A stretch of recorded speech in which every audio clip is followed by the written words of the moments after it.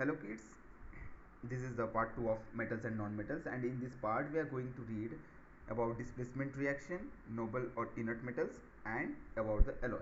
Okay, so first is displacement reaction. So what is displacement reaction? It is a type of chemical reaction in which one element replaces other element in a compound.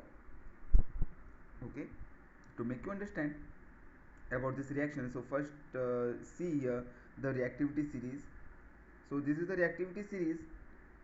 So a series that lists metal in the decreasing order of their reactivity is called reactivity series or activity series. As you can see here, the topmost metal is the most reactive one, and the metal which is placed at the bottom is the least reactive. Okay, so if the copper sulfate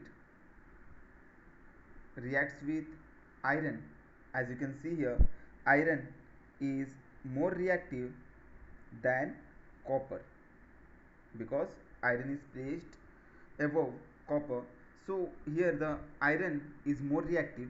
Okay, so what will happen after this reaction? When the iron will react with copper sulfate solution, iron will replace the copper from its salt solution. That means here the copper will get replaced and iron will replace there, and copper or the less reactive metal will be separated out from its salt solution or from its compound. Okay, next is noble or inert metals. Some metals remain unaffected in air, water, acidic solutions, or alkaline solutions. They are found in free state. Since they are chemically unreactive, they are called noble or inert metals. For example, gold, silver, platinum, these all are noble metals.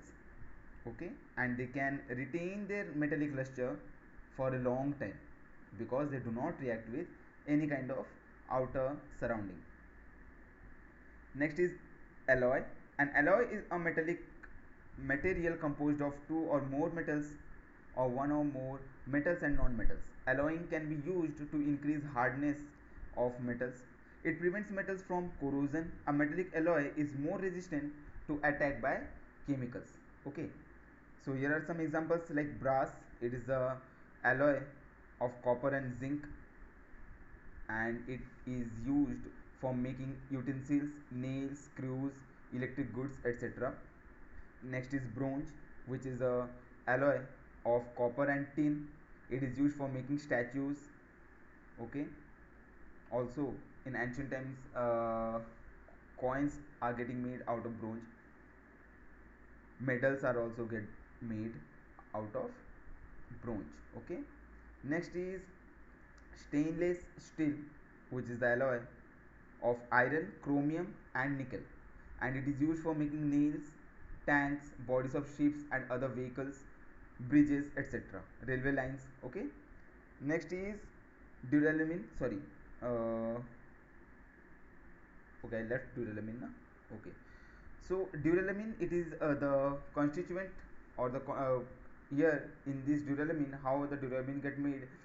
Aluminium, copper, magnesium and manganese are the constituents of duralumin, and it is used for making bodies of aeroplanes, vehicles, pressure cooker, etc., as duralumin is light and strong, and also it is corrosion resistant. Next is solder. Solder is made by the alloying of lead and tin. It has low melting point and it is used for joining metals. Okay, and last one is your magnesium. It is made out of aluminum and magnesium, and it is used for making balances and other light instruments. Bodies of aeroplanes and vehicles also get made by the help of or by using magnesium. Okay, so this is all about the chapter metals and non-metals. Hope you understood the chapter. Thank you.